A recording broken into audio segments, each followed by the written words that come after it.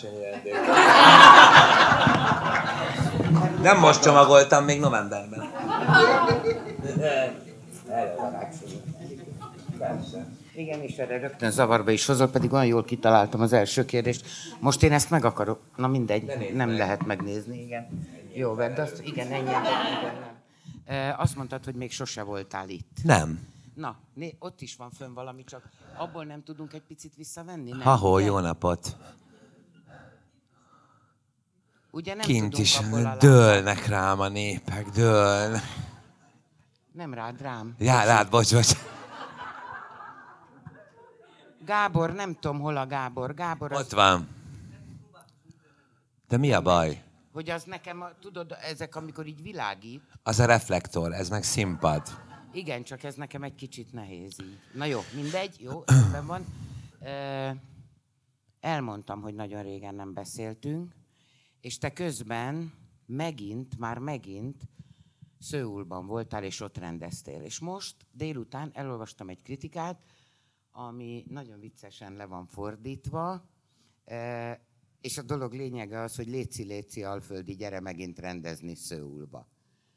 Először azt fogom megkérdezni, hogy mész-e vissza Szöulba rendezni? Te leszel a legnagyobb dél-koreai rendező.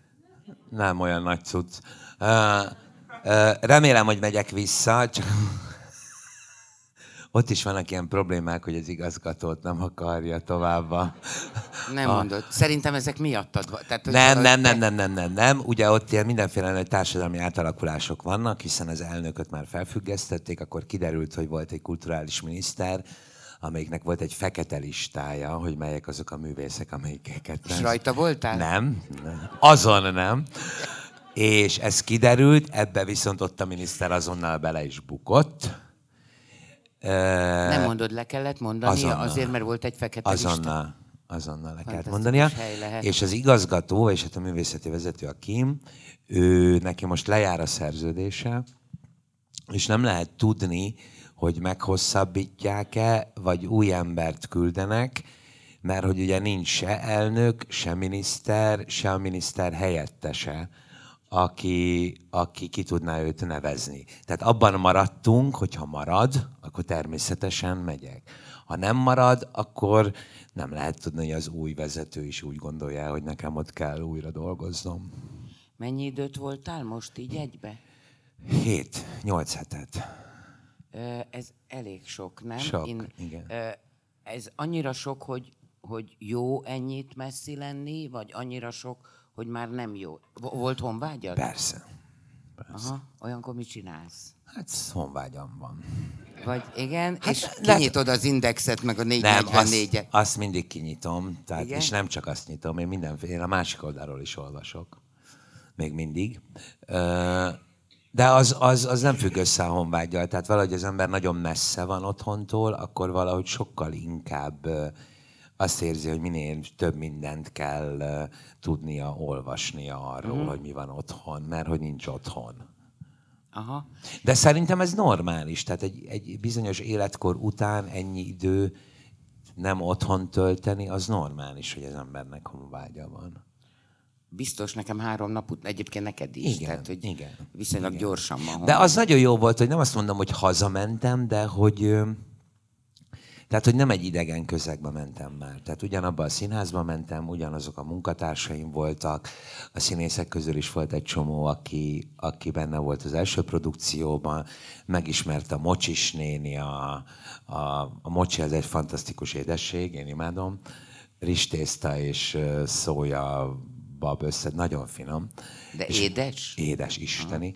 A Mocsis néni megismert, akkor megismerte a Bibimbabos néni, az egy másik fantasztikus kaja. Tehát, hogy ugyanazokra a helyekre mentem, ugyanabban a lakásban laktam, mint Mondd, de tavaly. hol laksz? Ezt akartam kérdezni ilyenkor, hogy valahogy a színház mellett... Ez úgy van, hogy ez a Koreai Nemzeti Színtársulat, ez kvázi a Koreai Nemzeti Színház, csak hogy nincs állandó épületük, tehát ők nem az épületet nevezik Nemzeti Színháznak, hanem a társulatot nevezik Nemzeti Színháznak. És a város közepén van a Seoul Station, és amellett van egy fantasztikus bázisuk, amiben van 4 darab akkora próbaterem, mint egy ilyen hatalmas színpad, plusz 3 stúdiószínház, illetve az irodák. És akkor ez a bázis, ez nagyon közel van egy hotelhez, aminek a tetején van egy apartman, és akkor én ebben az apartmanban lakom, mert én mindig azt kérem, hogyha külföldre megyek, hogy én lakást kérek. Tehát én nem szállodát, hanem lakást kérek. Tehát nagyon jókat lehetett főzni, aludni. Te főzöl? Istenieket főztem. Ilyen... Ez úgy indult tavaly, hogy nagyon közel, és akkor ez egészen tényleg bent van a belvárosban. Ez a Városkapu mellett van. A Városkapu az egyetlen olyan épület Koreában, ami régi, illetve hogy volt, már hogy 5 évvel ezelőtt felgyújtotta egy őrült, és amellett van egy nagyon-nagyon nagy piac, a legnagyobb piacuk. És akkor ugyanahoz a halárushoz mentem, ugyanahoz a zöldségeshez mentem. És akkor ez úgy volt tavaly, hogy először összevásároltam mindent, amiről nem tudtam, hogy micsoda. És akkor hazamentem, és akkor az interneten meg lehet nézni, hogy bizonyos élőlényeknek mely részét. Nem vicc, tényleg. Ja, mert azt se tudod, hogy hát tudod, meg a növényekből is, hogy mit esznek meg. Igen. És ők viszont mindent megesznek. Tehát hogy a tengerből sem csak azt eszik, amit mi ismerünk. Van, neked is van például, ez alga chips. Tehát, hogy hínát termesztenek külön, algát, és mindent, amit a tenger ad, azt ők feldolgozzák, és az ő konyhájuknak egy nagyon fontos része. És akkor te azt megtanultad? Hát nem mondom, hogy mindent megtanultam, de sok mindent, igen. És képzeld, felfedeztem, ezt nem tudom, tudták-e, hogy a Víg Színházzal szemben, ott melyik az utca, amiben megy a... Honvéd. A Honvéd sarkán van egy koreai ABC. ABC?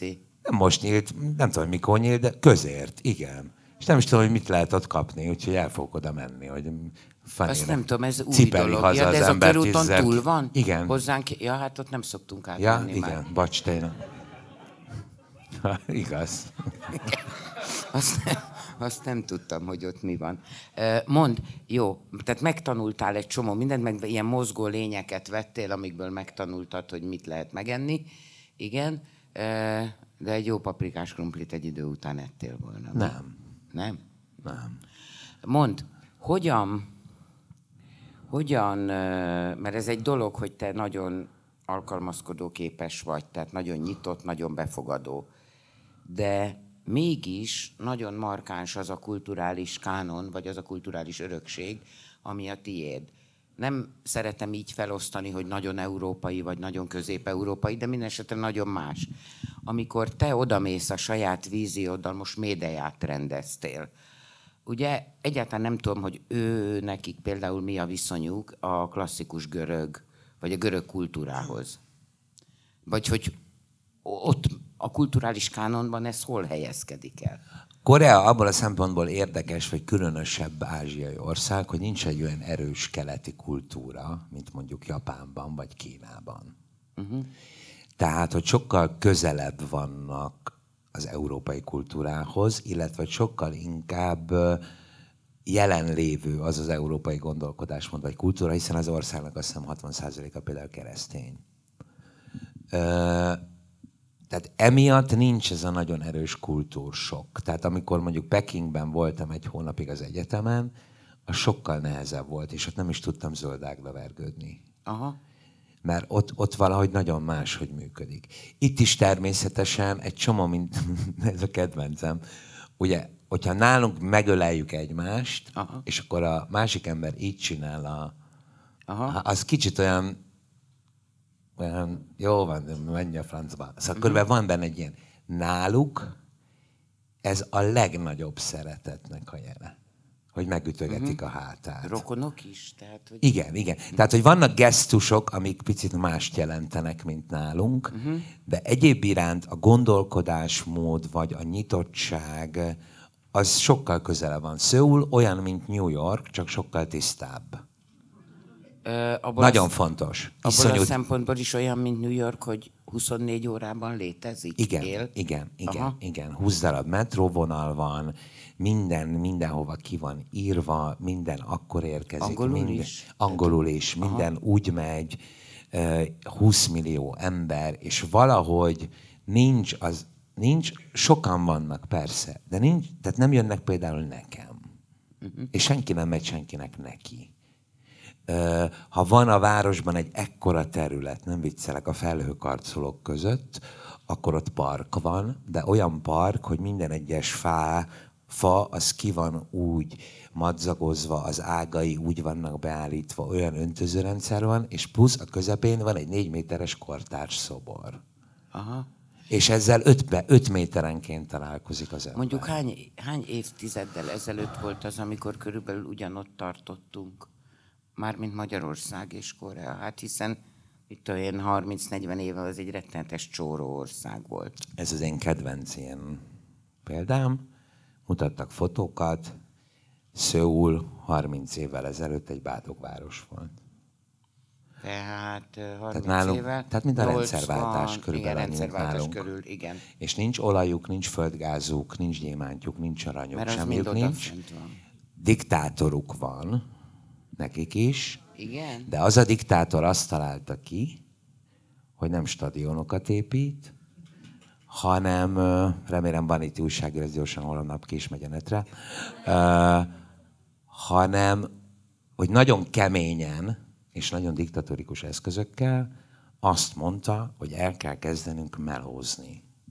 Először a gyógyszeripart fejlesztették, és aztán utána pedig a számítástechnikát, és aztán az autót és mindent. Tehát az az ember, aki most ugye a Samsung főnöke, akit most lecsuktak, mert ott is vannak ilyen dolgok, a Samsung, ezt a magyar nagykövet mondta, a Samsung az Korea 5 legnagyobb vállalatából az egyik, Korea GDP-jének az 1/4 adja, a koreai Samsung GDP-je a magyar teljes GDP 2-szerese.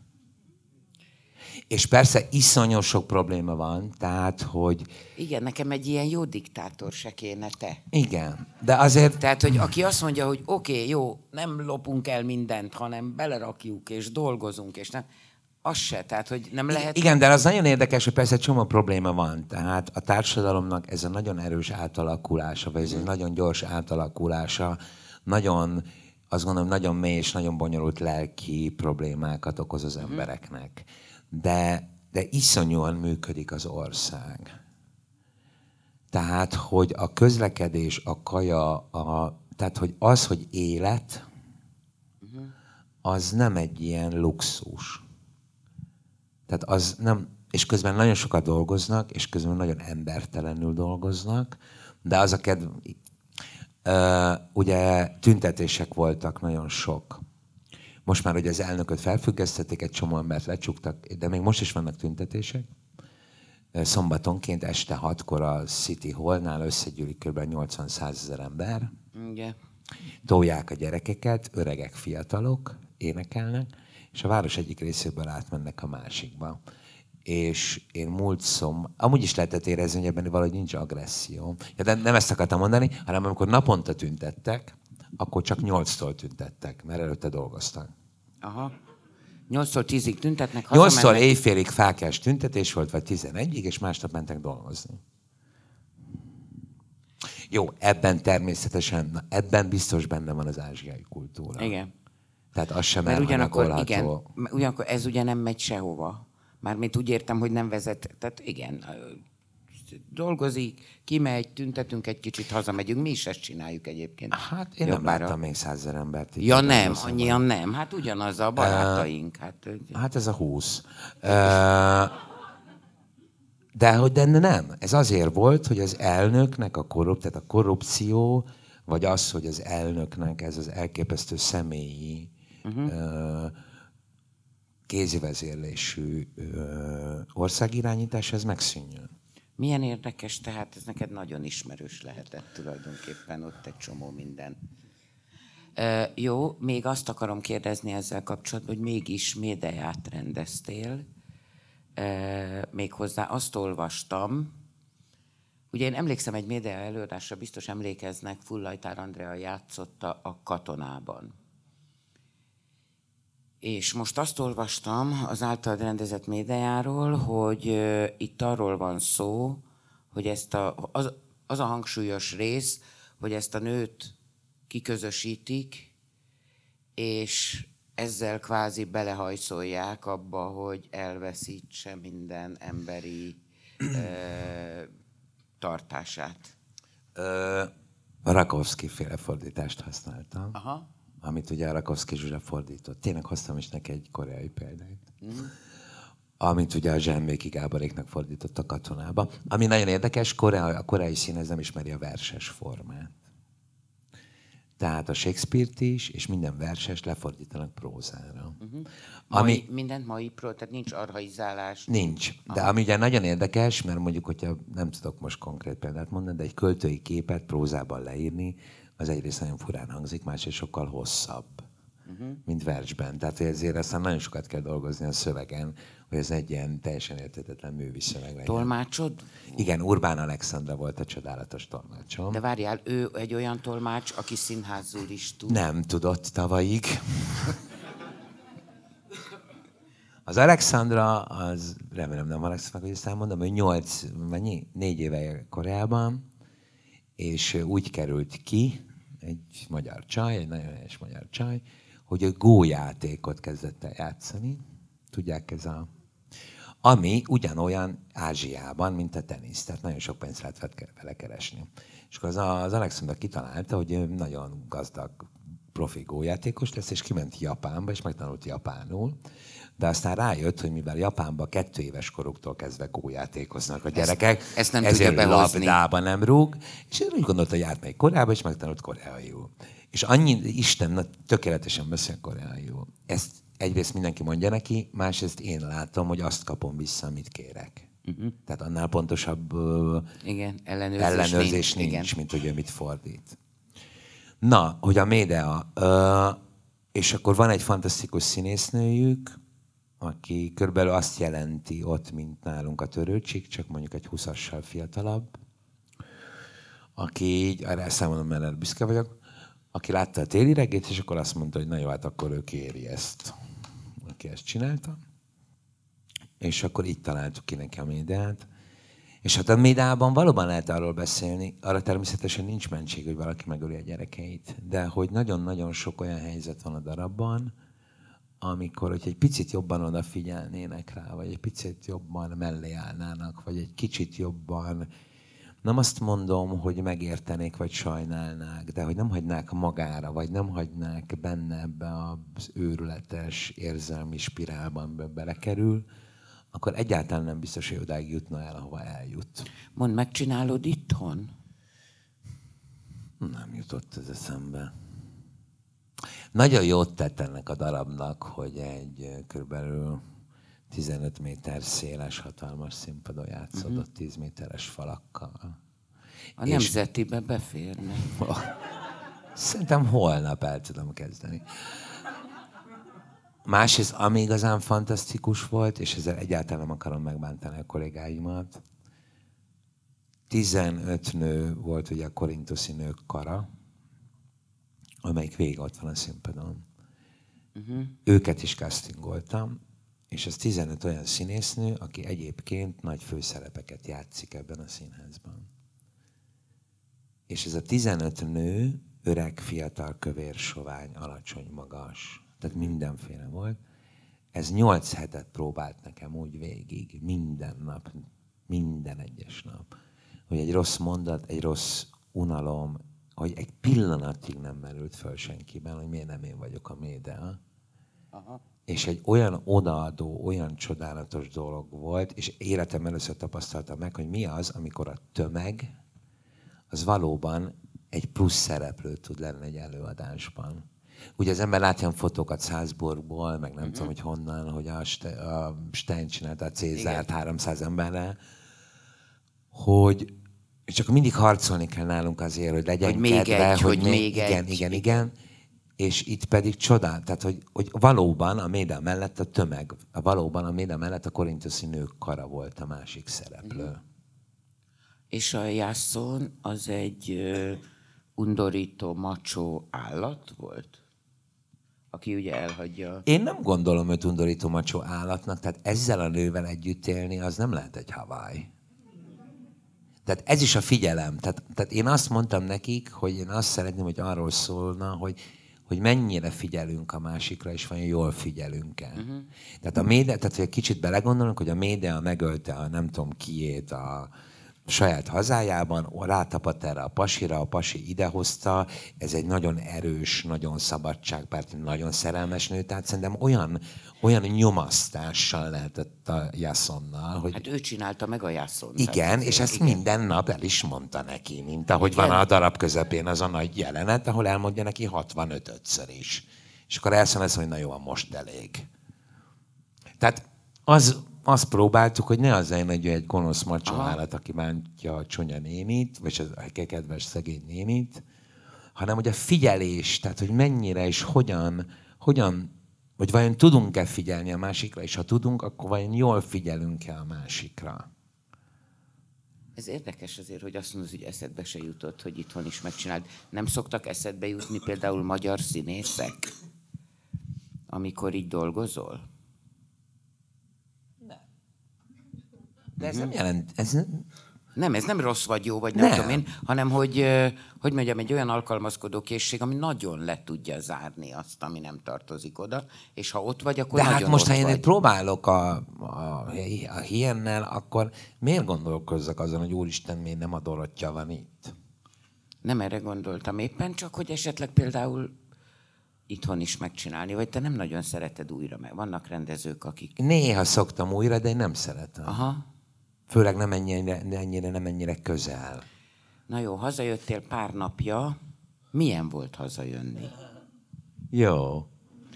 Mert... Jó, de ezt elmondom. Igen. Amíg ki nem jöttem a repülőből. Az elég sokat utazom. De olyan repülőtéren én még soha nem voltam. De még Afrika alsón se.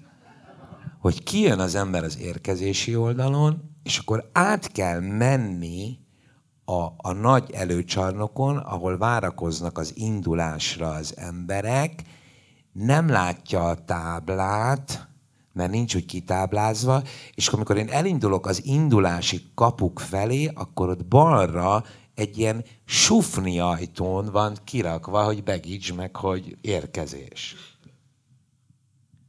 Ezt is láttam. Ez a 2B. Aha. Ezt nem is lehet érteni, hogy ez miért. 2A is így van. Ez a 2B. És akkor ott az ember próbálta ott a külföldieknek mondani, hogy igen, nem kell fölszállni egy másik gépre, arra kell menni, majd aztán lesz egy ilyen sufni, ahol ki kell menni. Oké, azt mondja az ember, elnézték véletlenül. És akkor megérkezel a szalaghoz, és akkor mivel hát, ha 8 hét, az 8 hét, tehát az ember sok cuccal jön, tehát muszáj kocsi, automata. 300 forint. Igen, nagyon gáz, ez nagyon gáz, igen. 300 forint. És mi van, ha nincs? Tehát akkor rakjam be, tehát megérkezem 18 óra repülőút után, és akkor keresgessem a kártyámat, hogy azért, amire a repülőtéri illetéktől kezdve az ember mindent kifizet. Ez olyan snasz. Az. Szóval jó, olyan nem mire snasz. És akkor ezen már jó, fölbasztam az agyamat, ezen mindig. Igen. És akkor jövök ki, és akkor a Nárai Erika kolléganőm elmondja, hogy melyik taxis vállalatot ajánlják az érkezőknek, mert hogy mindegyikben ne szálljanak bele. Igen. És akkor megjöttünk, de a kutyám vált, és akkor az úgy helyre lakta. Igen, és akkor mondjuk még 1-2 napig. Jó?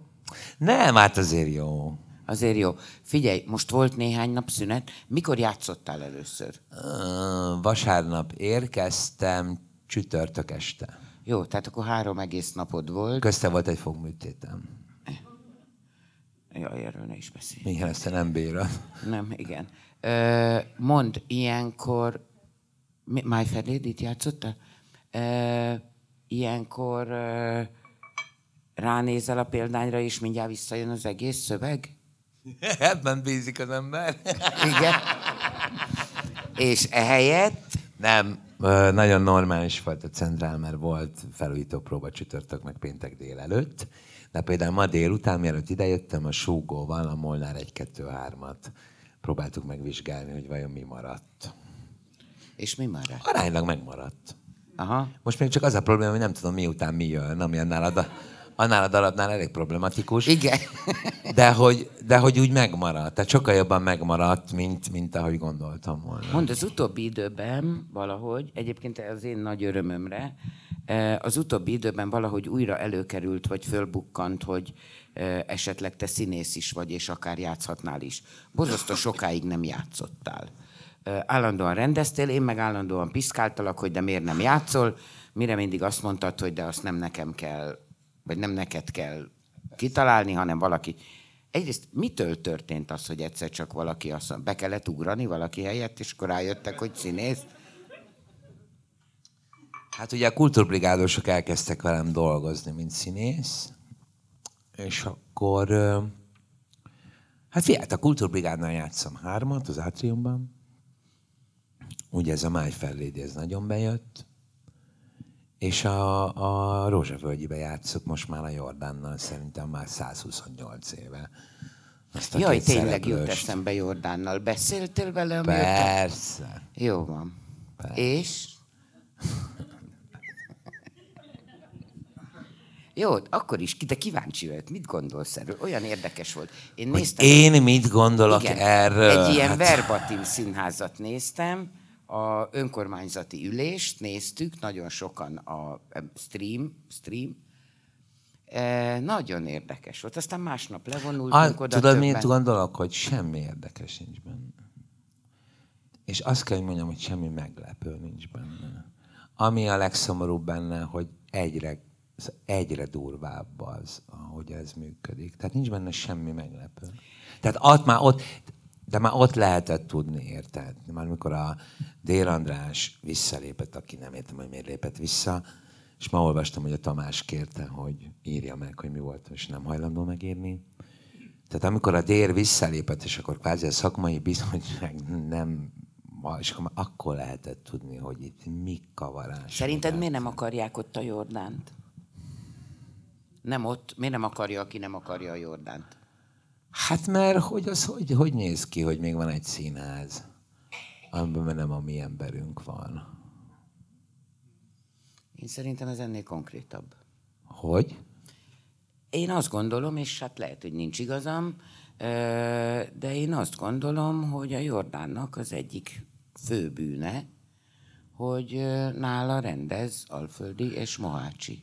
Én ezt nem gondolom magunkat ilyen fontosnak egyébként. Amúgy általában én sem, csak annak az egy-két embernek, aki ezért nem akarja, ezt én nem így gondolom. Én azt gondolom, hogy ezt jól elő lehet húzni.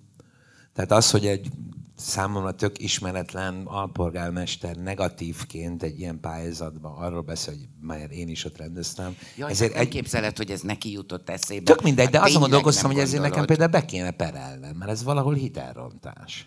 Igen, de a másik félmondatában azt mondta, hogy szerintem Makrancos Kata volt az évad legjobb előadása. Igen, de azért takarodjon innen. Hát amúgy ebben egyet is értünk. Nem, én azt gondolom ezekről, hogy ezek ilyen szakmainak látszó érvecskék, amiket jól elő lehet húzni, nem azért nem akarják a Jordán, mert a Mohácsi meg az Alföldi rendező. Azért nem akarják, mert valaki nem szereti a Jordánt, meg van rá sértődve, és azért, mert valaki pedig, aki nem Szombathelyen van, hanem Budapesten van, az úgy gondolja, meg az ő általa vezetett szövetség úgy gondolja, hogy a teljes letámadás. És hát ez el is hangzott, tehát ne felejtsük már, évekkel ezelőtt elhangzott. Kultúrharc, most mi jövünk, stb. Milyen mondatokat mondjak még. És az nem lehet. 5 évvel ezelőtt nem lehetett ezt megcsinálni a Tamással. Most úgy gondolják, hogy meg lehet csinálni a Tamással. És meg lehet csinálni egy jogállamban az, hogy egy képviselő egy ilyen helyzetben azt mondja, hogy tartózkodik. Hát úgy rúgnám picsán, hogy a lába nem érje a földet. Hát igen. Na most hát nem tudja, hogy mit gondol valamiről. Természetesen tudja, természetesen ő nemmel szavaz, amikor tartózkodik, és természetesen ugye rosszul érzi ott magát, mert ő már nem a Jordán már nem érdekes, hanem hogy ottan a városba, hogy majd azt mondhassa a közértesnek, hogy én nem szavaztam el. Mit mond a közértesnek? Hát hogy nem tudom, hogy mit gondolok egy konkrét ügyről, azt mondja a közértesnek? Hát és majd akkor nem lesz képviselő. Figyelj, ezzel együtt, akkor most itt úgy magunk közt vagyunk. Szerinted ennek a történetnek mi lesz a vége? Marad a Jordán, vagy nem marad a Jordán? Szerintem nem marad. Jó, én meg azt gondolom, hogy marad. Hát egy évig még biztos. Igen. Amíg ki nem találódik, hogy ki jöjjön a helyére. Igen, és szerintem Én meg azt gondolom, hogy marad, és hogyha ügyes és okos, akkor 1 év elég arra, hogy megképződjön az utód. De mit csináljon még? Az utód, mondom, fölnevelje mit csinálja azt az utódot. még? Találja meg azt az embert. Nem volt színház. Ő csinált egy színházat. 10 éven működik egy színház. Hiába mondják, hogy megosztó színházat csinál a Jordán, akik szerint megosztó, azok már nem férnek be, mert már nem tudnak hova leülni. Igen. Igen, tehát akit megoszt, azzal pont tele van. Igen. Nem, ez teljesen rendben is van. Tele. Jó, igen. Én azt gondolom, hogy a Jordán maradni fog, de most ez mindegy. És én azt is gondolom, hogy valahogy már nem megy olyan, nagyon mégsem megy ez a területfoglalás. Hát de nem, miről? Már nincs... Judit, miről beszélsz? Na jó, figyelj, igen, de lehet, hogy szerintem elunják, igen, hogy mi itt most mindjárt össze fogunk veszni azon, hogy én az optimista periódusomban vagyok. Amin én röhögtem volna, ha nem ebben sírnál, az országban nem sírnék, hogy még ezt is rosszul csinálják. Hát hiszen ez Tehát az. ha a szakmai bizottság meghallgatja a Jordánt, akkor ez nem jön ki idő előtt, hogy őt nem akarják. Tehát ez meglepetésként a közgyűlésen sígy-súgy meg lehetett volna ugyanezt csinálni. De annyira... Fú, mondta itt az egy barátom, hogy vigyázzak, hogy mit mondjak, mert biztos ki fog menni. Tehát, hogy annyira izék, hogy nem hallgatjuk meg. És azért minden kártyájukat kiterítették. Na jó, de hát amikor a szakmai bizottság az érted, Kis József, meg Lakló Taladár, és ki tudja, kik ők, mindegy, nem baj. Ők, igen. Eperjest azt lehet tudni, hogy miért volt ott. Jó, Robi. Laklótról is lehet tudni, miért volt ott, és a Kis Józsiról is lehet tudni. Hát persze, hogy lehet tudni, de azt, hogy kik ők, azt nem lehet tudni. Hogy miért voltak ott, azt lehet tudni. Jó, figyelj, igen, erre jöttél haza, meglátjuk. A Jordán az pillanatokon belül eldől. Te rendeznél ott? Hol? A Szombathelyen, tehát most műsorom van, hogy... Figyelj, a Passió után, amikor a pályázat második fordulja lesz, akkor fogok elkezdeni dolgozni. Igen, még hozzá a... Volponét. A Volponét, igen. Amit a Jordán játszik. Amit a Jordán játszik. Ez az évad utolsó bemutatója ott. Igen. Tehát, ha minden... Tudom, csak akartam, hogy beszéljünk erről, mert ők nagyon készülnek erre. Tehát mi most tegnap jöttünk haza Szombathelyről, és nagyon nagy izgalommal készülnek erre, és úgyhogy ez nagyon rendben lesz, az évad utolsó. Tehát ha minden a forgatókönyv szerint megy, akkor ezek párhuzamosan fognak zajolni ottan a... Ezekbe a... Tehát valahogy mindig oda belecsúszom. Igen. Milyen egyéb... Most holnap kezded a Passiót. Igen. Én azt hittem, hogy többet fogsz kapni beszólásokból majd. A Passióért, mint a... Majd. Ja, még ez jön majd? Mondd, mi izgat ebben a történetben? Én nagyon sokat hallom, hogy ez az ország, ez a keresztény szabályok szerint működik. Vagy hogy a keresztényi gondolkodás irányítja. És nekem vannak nagyon mélyen hívő keresztény barátaim. Azok nem olyanok érdekes módon. Az izgat, semmi más nem izgat, mint mondjuk egy kis faluba, amikor előadják a karácsonykor, a betlehemezést, a húsvétot, tehát hogy újra éljük ezt az egészet. Az izgat belőle. Hogy ez a város, ez egy kis falu. Újra éljük? Vagy újra lássuk, vagy meglássuk. Egy picit. De hogy éljük újra? Azt éljük újra, vagy minthogyha ma lenne? Nem, minthogyha ma lenne. Nem, a történetet éljük újra. Tehát szerintem a történet... Jön egy megváltó? Hát bízunk benne. De vagy jön egy megváltó, vagy jön egy olyan, vagy ha csak azt éljük újra, hogy ez az ember, akit megváltónak tekintünk, ez miket mond? Hogy hogyan és miként kéne egymással működni. És milyen nagyon egyszerűen mondja ezt. Ha ezeket csak újraéljük, vagy meghalljuk, és ez szerint működne ez az ország, mint hogy ez deklarálva van, hogy ez szerint működik ez az ország, akkor szerintem nagyon nem így lennénk. Jó. Igen. Nem ez, ugye ez a történet, ami persze, igen, a kereszténység alapsztoria most, hogyha kicsit profánul mondom. De tulajdonképpen nem csak hanem az európai kultúra, meg az emberi, igen, az alaptörténet. Igen. Persze.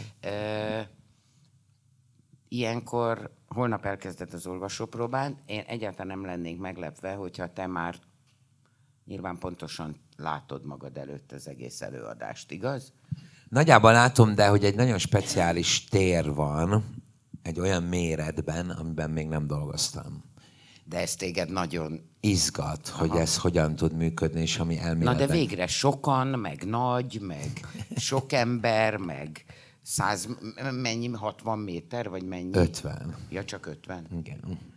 50 métert fognak rohangálni a színészek? Igen. Ki a Jézus Krisztus? Szabó Kimmel. Igen, Júdás. Stoll. Igen. A Pilátus, a Fekete Ernő. Igen. Aztán? A Mária az a Pápai Erika, a Mária Magdolna az a Tóth Gabi, a Péter a Feke Pali, a Kajafás a László Zsolt. Te castingoltál erre? Nem. Hanem így azt mondtad, hogy... De képzeld, én ezeket ismerem.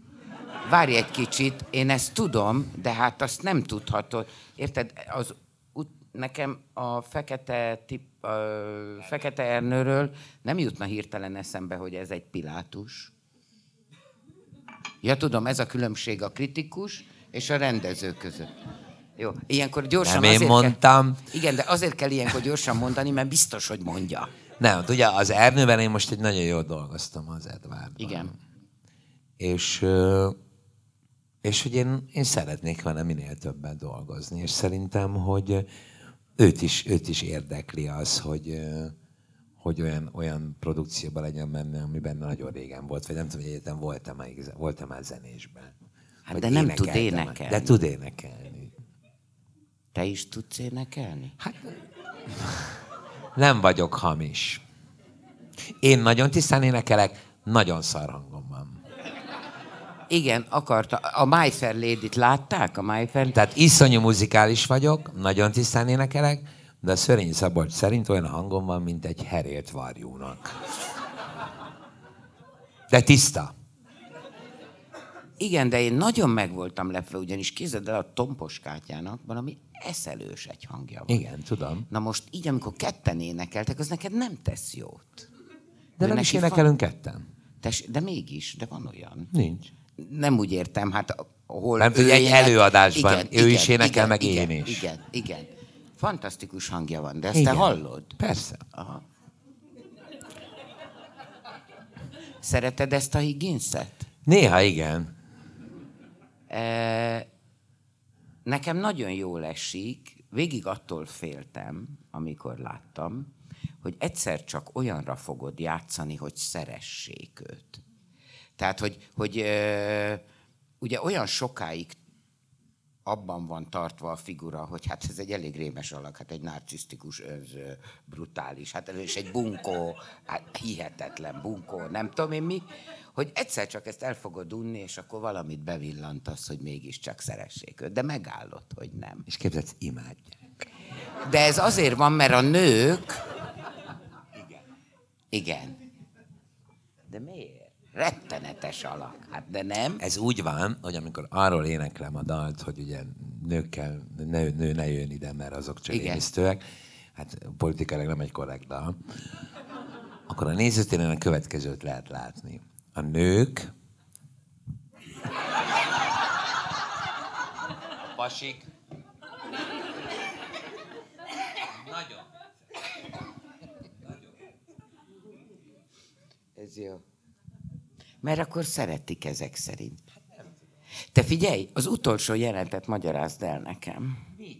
A My Fair Lady-be az utolsó jelenetet. Mi történik ott? Kicsit ő meghasonul, mert mégiscsak rájön, hogy szeretné, hogy ez a lány ott legyen vele. Nem tudom, hogy szerelmes-e. Azt én próbálom úgy játszani, hogy ezt szerintem önmagába szerelmes. Igen, és elment az, akit létrehozott, és nem tudja önmagát imádni, mert nem látja. És akkor nagyon örül, hogy ott van az a lány, és akkor az utolsó pillanatban, amikor azt gondolom, hogy egy olyan helyzet tud kialakulni, mintha egyenrangúak lennének, akkor gyorsan megkérdezi, hogy hol van a papucsom. hogy azért a játékszabályok maradnak-e. És akkor a csaj azt mondja, hogy igen. Na jó, akkor megölelnek. És akkor ott marad? A lány? Hát ebben az előadásban egy darabig biztosan. Meddig? Igen, ezt akartam kérdezni. Nem tudom. Szerintem 2 nap múlva visítva menekül, vagy a Higgins ordítva elküldi. Nem? Hogy elküldi, hát biztos sokat mondja majd neki, hogy most hagyja békén. De nem, mert szerintem az az élménye a pasinak, hogy valaki hiányzik neki, az szerintem új élmény a Higginsnek. Vagy új élmény neki az, hogy nem elég saját magának. Tehát, hogy így azon agyal, hogy hol van ez a nő, amelyik. Igen, de azért nem elég saját magának, mert valaki másnak a tekintetében akarja látni a saját nagyságát. Judit, a gonosz emberek is tudnak szeretni. Az önző emberek igen. is tudnak szeretni, speciális módon. De tudnak. Mondd, jó, akkor most már a My Fair Lady megvan. Volt-e 1, 2, 3? Most Nem, lesz. az szerdán lesz. Igen. Az 1, 2, 3, attól azért félsz, mert bemész az első percben a színpadra, és kijössz hány perc múlva? 1 óra 20, 25. És ennek annyinak kell lenni, igaz? Tehát, hogy ez Igen, nagyon, igen, igen, ez mert ott körülbelül. ketyeg a... Igen. Hát a szöveg ketyeg. Igen. Igen, de hogy ugye az van, hogy megvan szabva, hogy van egy 1 óra alatt arra, kell hogy megcsinálni, igen. Ott az volt az erős érzésem, sokan látták? Látták már? Jó. Hogy ez a szerep, ugye az ember óvakodik attól, hogy a színészt és a szerepet nagyon közel vigye egymáshoz. Tehát ezt nem szereti az ember, amikor azt mondják, hogy ez a szerep, a 3. Richard az olyan, mint ez a gonosz állatszínész egyébként. Tehát, hogy nem kell, hogy egymásra vetüljön. De itt a Molnárban nagyon közel van a te karakteredhez, ennek a figurának nem annyira a karaktere, mint inkább a vezetési metódusa. Tehát én a Nemzetiben láttalak téged egy évadon keresztül. Egyrészt egy pillanatig elbizonytalanodtam, amikor a díszletet megláttam, hogy ez nem az a Nemzetis asztal, nem az, ami az irodádban volt, de aztán rájöttem, hogy nem, mert ez egy ilyen áttetsző darab. De hogy tulajdonképpen valahogy ugyanúgy, mint ahogy ott az íróasztal mögött ültél, és úgy lehetett érezni, hogy kézben van tartva az egész, és minden megoldandó probléma azonnal meg van oldva, hogy ez itt is úgy megy. Hogy ilyenkor segít-e az, vagy egyáltalán használod-e azt, hogy te egyébként ezeket a reflexeket ismered? Nem. Teljesen nulláról csinálod a pasit? Szerepet raksz össze. De néha Aztán, nem, igen, de nincs hogy ilyen aha élményed? Hogy Nincs. Ne? Nincs. Hú, pedig tudtam volna neked mondani közben. Hogy tudod, emlékszel, Robi, amikor... Mikor? Hát Az ellentmondás nem tűrőség. Az igen. Igen. Az igen. De én a Nemzetiben ezt nem ennyire egyedül csináltam. Nem, de amikor valahányszor döntési helyzet volt... Azt én szeretem így csinálni. Igen, és hát ez a darab végül is egyetlen nagy döntési helyzet sorozatról szól, ugye? Hát igen, én ezt szeretem így, nem szeretek tökölődni. Valóban Igen? Csinálni szeretem. Akkor ez neked... Akkor ez mégiscsak az van, hogy ez ugye a saját karaktered. De ez mégiscsak ettől nem közel teszi van. könnyebbé. Nem, hát ezt nem gondolom. Igen. Mert sok a szöveg azért? Nem is csak az, hogy olyan agymunka, amivel én nem nagyon találkoztam. Még ugyanakkor el kell mondanom, hogy a Molnár annyira zseniális író, és ezt most nem tudom így elmondani konkrétan, de hogy úgy van megírva a szöveg, hogy olyan rendszer szerint van megírva a szöveg, hogy nem azt mondom, hogy könnyű tanulni, de sokkal könnyebb tanulni, mint ahogy ez így kívülről látszik. Van egy belső logikája? Abszolút van egy belső logikája, de a szóhasználatában. A ruha után ezt... Nem, a szóhasználatában is van belső logikája. Az azonnal, a rögtön, hogy melyiket, mikor, melyik szót, ez hihetetlen író. Hihetetlen író. Ami nehéz ebben, hogy ez ne csak tehát egyrészt nagyon fárasztó, nagyon kell koncentrálni, nincs hely, nincs lehetőség javítani, pihenni, korrigálni, de nem is igazán ez a nehéz benne, hanem az, hogy ez ne csak egy ilyen technikai bravúr legyen. Igen. Tehát, hogy ne csak az legyen, hogy mennyi szöveget megtanult, meg tudja, hogy miután mi jön. Szóval ne ez legyen, hanem hogy szerep legyen. Az a nehéz benne. Ahhoz képest, hogy azt mondod, hogy fárasztó, ebből például van, hogy 2 lenyomsz egy nap. Olyankor mit csinálsz a 2 között? Fekszel hanyatt az öltözőben? Dehogy is, hát akkor nem kelnék föl. Nem, az érdekes, hogy a második mindig sokkal jobb és lazább. Mert annyira közel van tehát, hogyha ma játszanám, meg holnap játszanám, ugyanaz a szorongás és félelem lenne ma is, és holnap is. Igen. De így, hogyha mondjuk most vagy amikor lejátszuk 6-tól, ugye az 6 fél 8, és akkor fél 9-kor kezdődik a második, az annyira közel van, hogy az ad egy ilyen kis megnyugvást, hogy oké, ment, rendben volt. Tehát, hogy sokkal lazább, sokkal nyugodtabb, sokkal békésebb belül a második. Ennek az előadásnak még nagyon izgalmas vonása, hogy a dialógusok nem olyanok, mint egy Shakespeare-ben, vagy mint a legtöbb drámában, hogy oda-vissza 2 dramaturgiailag egyenrangú fél, hanem mindig ugyanaz a szereplő az origó. Tehát mindig tőled indul, tehát ha te tévesztesz, akkor a többiek korrigálnak. De nagyon szép. Nagyon szép. Volt ilyen? Volt, hát persze, volt. Nagyon szép. Tehát, hogy ez a szerkezet, amit a darab fölrak, ez valahogy az előadásban is szerkezet. És hogyha tehát én valamit elcseszek, akkor az egész szerkezet az a takarásban egy pillanat alatt átgondolva azonnal tud segíteni. De te nem vagy a takarásban. De ők igen. És akkor ők megbeszélik? Nem beszélik, meg tudják. Tehát, hogy annyira szerkezet van, hogy tudják. Nagyon, nagyon helyesek. Gyönyörű. Gyönyörű, ahogy figyelnek. Tehát gyönyörű az, ahogy iszonyú alázatosan figyelnek. Nagyon szép, nagyon megrendítő. Kollegálitásilag nagyon megrendítő. Nagyon szép. Meglep, hogy szeretnek. Mi? Nem szeretnek.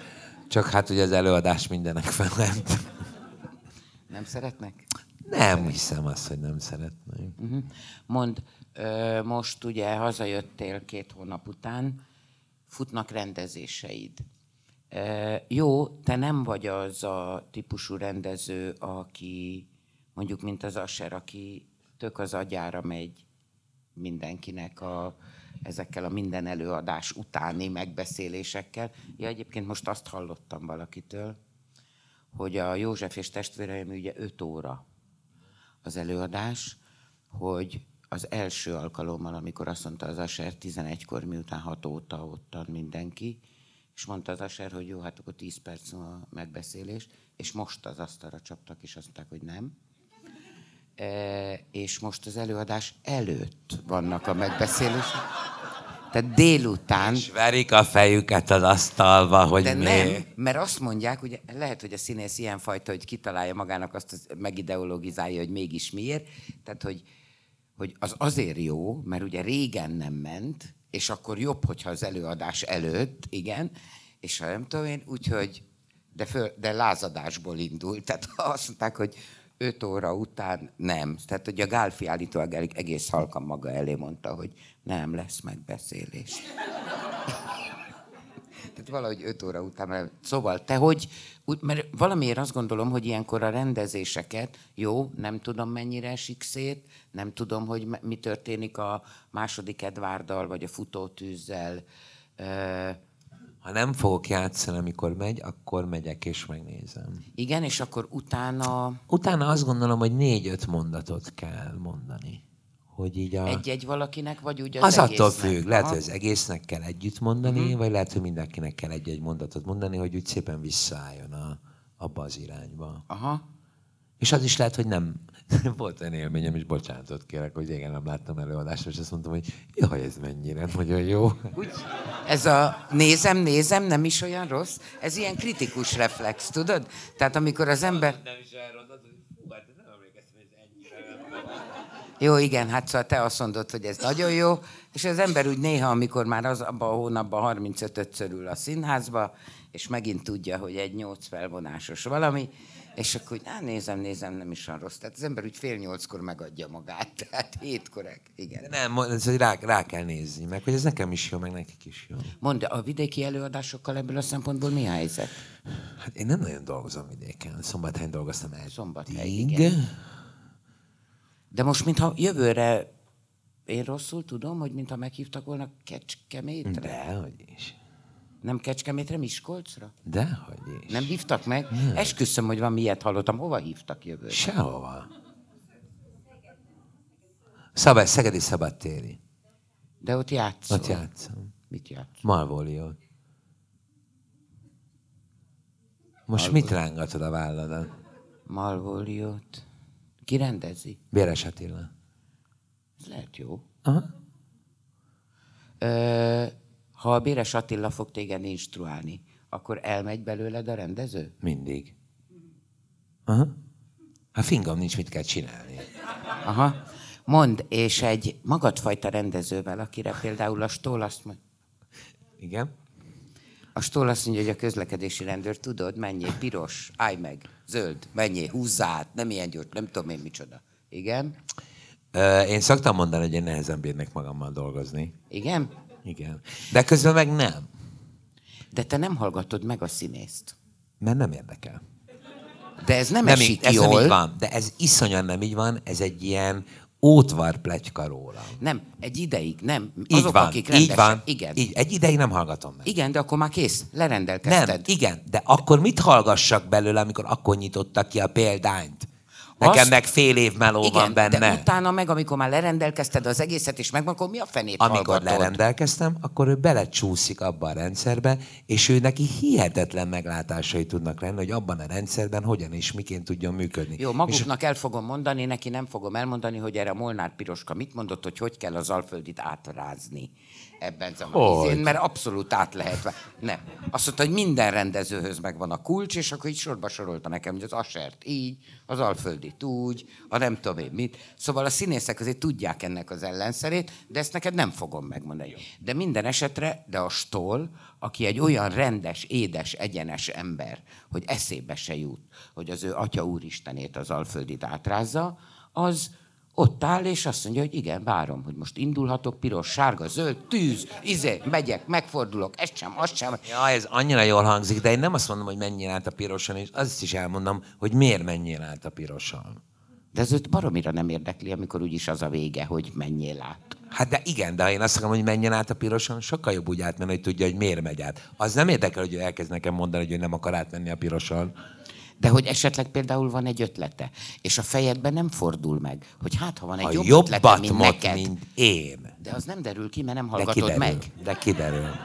De azt az első fél mondatnál lehet tudni, hogy ez jobb vagy nem jobb. Igen, olyan baromi türelmetlen vagy, hogy abban a pillanatban... Mert leugod. tök fölösleges arra időt pazarolni, hogy úgyis olyat mond, amit én nem szeretnék. Ha olyat mond, amit szeretnék, akkor az én lennék a legnagyobb hülye, hogy nem fogadom el. Hiszen nem az van kiírva, hogy és ez az ötlet XY-tól van. Persze. Hanem az előadás van. De én egyáltalán nem vagy, de ezt én most már nem, ezt most már Kikéred magadnak, ki, mert én most igen. már egyáltalán nem vagyok ilyen tök normális vagyok, Belelazultál. halkszavú, nem kiabálok, ha a rendszeren belül van, tökre megváltozt. Szóval nem vagyok már ez a korbácsos állat.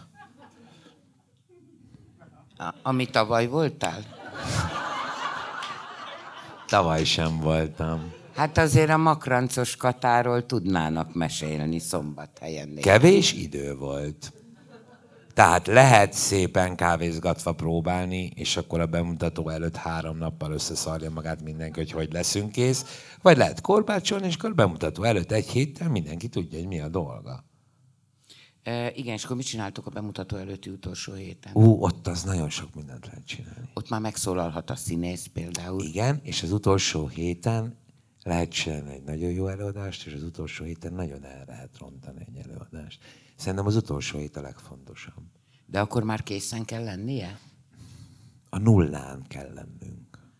Erről beszélgettetek például a Mohácsival? Hogy? Hogy kell tartani egy előadásnak a Nem, a Mohács...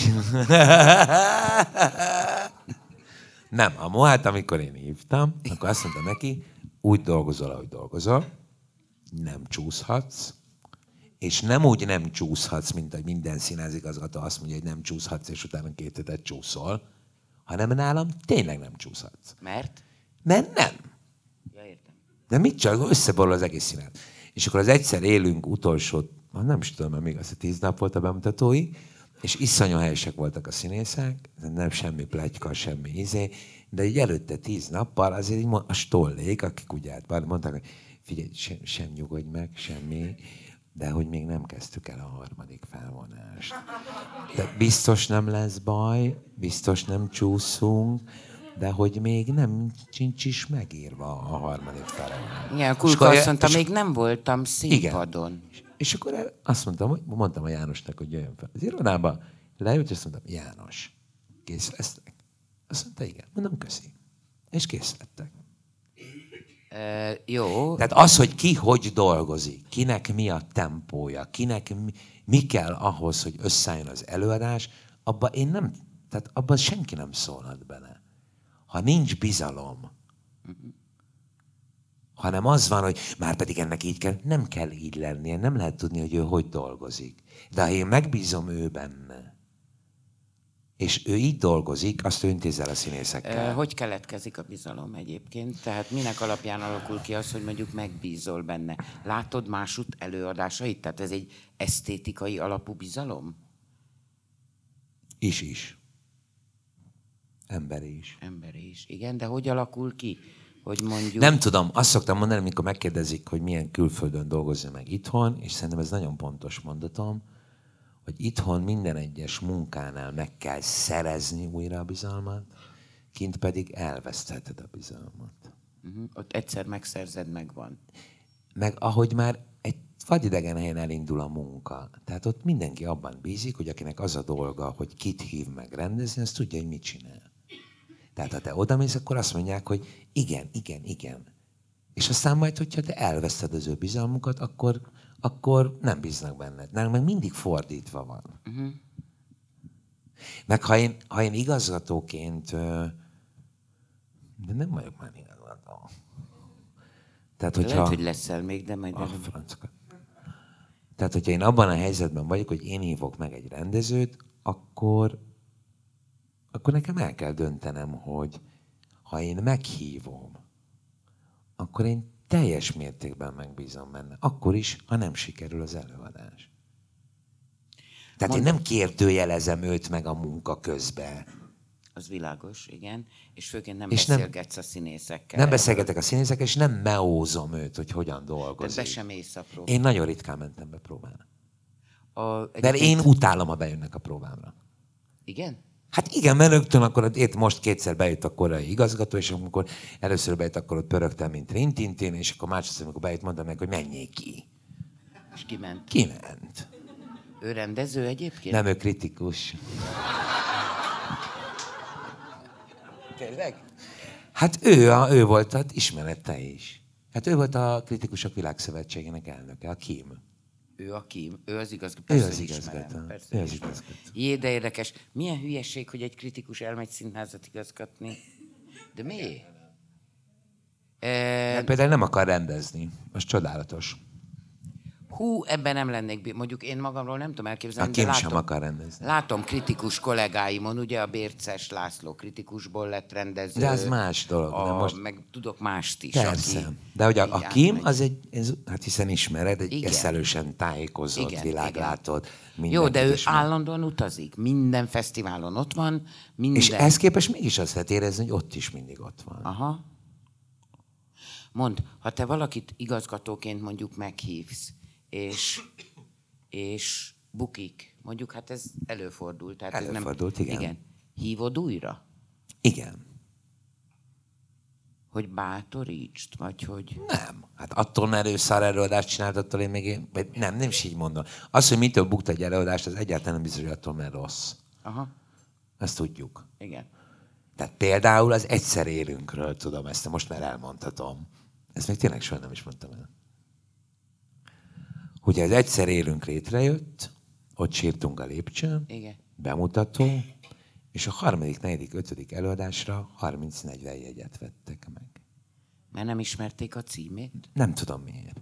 És akkor volt egy ilyen totális kétségbeesés a Márton Éva, a Hegi, nem játsszuk annyit, nem tűzzük ki annyit, és szerintem nem.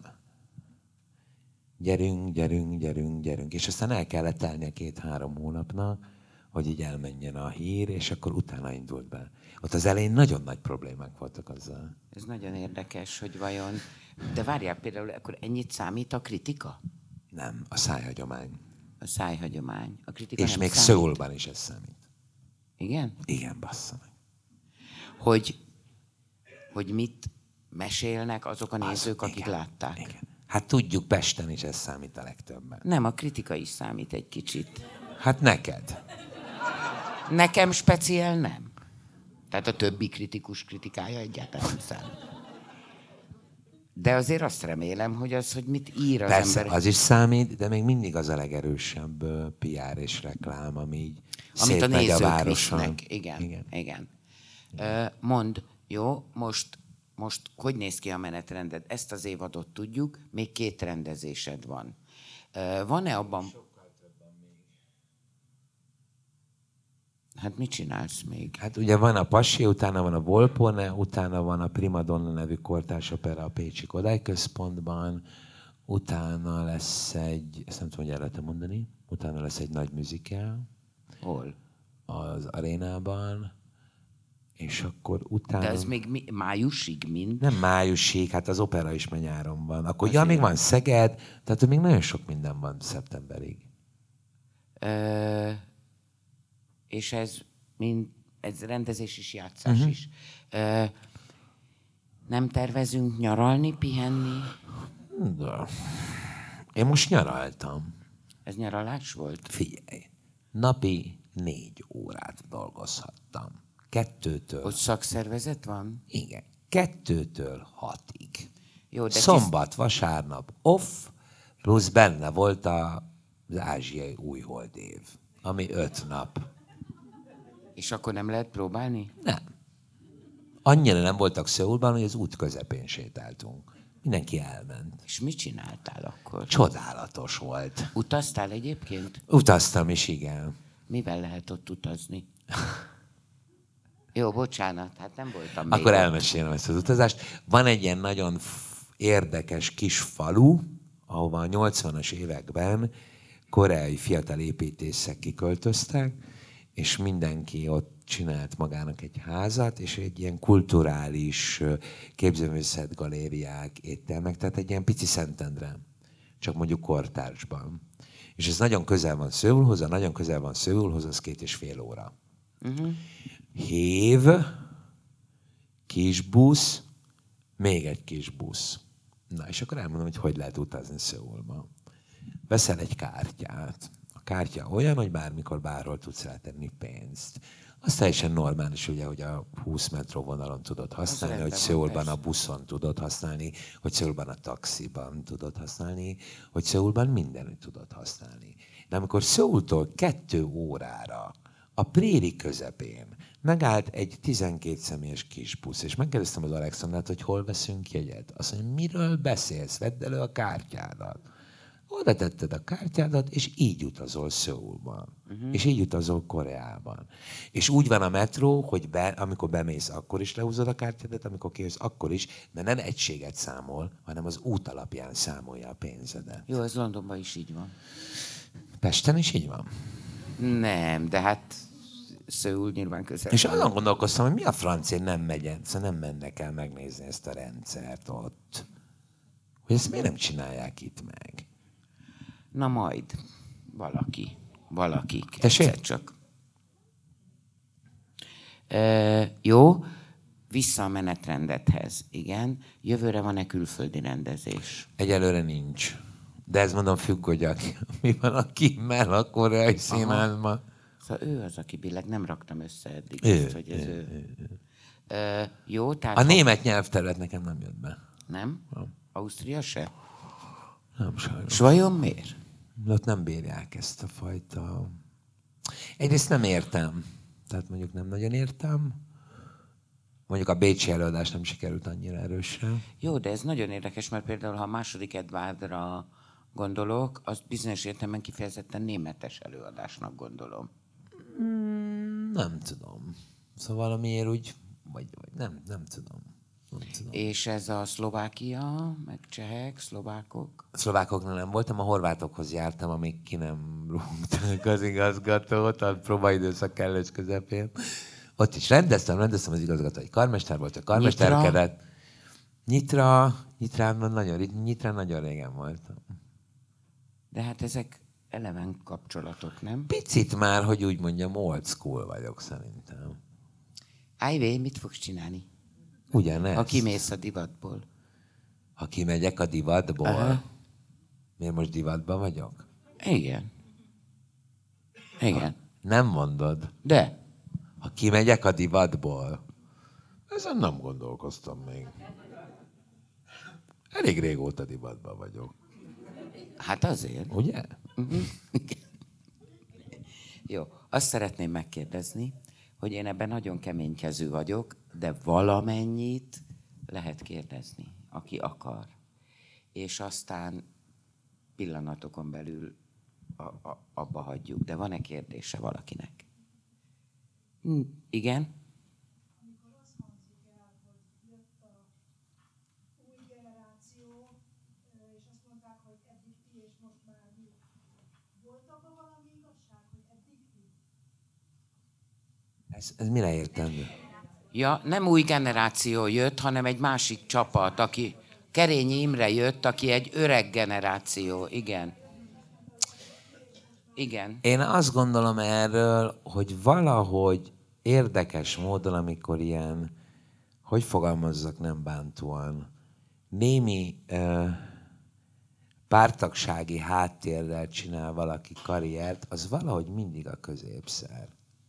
Bocsánatot kérek mindenkitől. Tehát akinek szüksége van arra, hogy így nyomják, mert szerintem tök gáz, ha így nyomnak. Szerintem a snasz. De nem is jött be. Ugyanis a kulturális kánon lecserélése az Nem ilyen egyszerű, nem ilyen egyszerű. Mert például, tehát azért nem ilyen egyszerű, mert ez nagyon emberfüggő. Tehát pontosan tudjuk, hogy mik azok a színházak, amiknek az élére ugyanígy kvázi káderként kerültek emberek, és nagyon, nagyon jól működő, nagyon nyitott színházak. Igen, de az másként alakult, tehát hogy az nem jó, igen, de a kánont nem sikerült lecserélni, mert ők se lecserélték, hanem egy normális esztétikai mérce szerint elkezdtek Szerintem dolgozni. a színházban, hogyha nem tehát ha valami plusz szempont bejön, azt szerintem nem tud működni. Egész egyszerűen azért nem tud működni, lehet mindenfélét mondani papíron, de hogy mondjam, tehát amit én mondtam régen, tehát a néző a pénztárcájával szavaz ebben a helyzetben. Megveszi a jegyet, vagy nem veszi meg a jegyet. Tehát lehet mindenféle más szempontok szerint prioritásokat kialakítani, lehet legyarulni, átalakítani hatalomból, erőből, pökhendiségből, görcsből, szorongásból, kisebbségi komplexusból mindent végigvinni. Meg kell nézni, hogy ez hogy működik. És hogy vajon azok, akik most ebben a helyzetbe bekerültek, azok vajon meg tudtak-e maradni színházművésznek? Vagy nagyon furcsa módon átalakultak? Itt erre is és arra is látunk példát. Egy nagyon gyors, eldöntendő legutolsó kérdés, és aztán most befejeztük, de ezt én teszem föl. El tudsz-e képzelni olyan konstellációt, hogy még egyszer színházat igazgass? Most nem. Oké. Köszönöm szépen, önöknek is nagyon köszönöm.